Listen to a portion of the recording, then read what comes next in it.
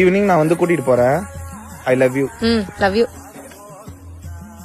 ஏய் நான் பார்த்துட்டு தான் இருந்தேன், உன் பாய் ஃப்ரெண்டுக்கு மேல செம்ம லவ் போல. என்னடா எனக்கோ இல்லாம லவ் யூ சொல்லிட்டு போறான்னு பார்த்தேன். நீ தான் பாத்துட்டு இருந்தியா? நான் அவன் ஆளுன்னு உன்கிட்ட ரெஜிஸ்டர் பண்ணிட்டு போறான். போலாமா?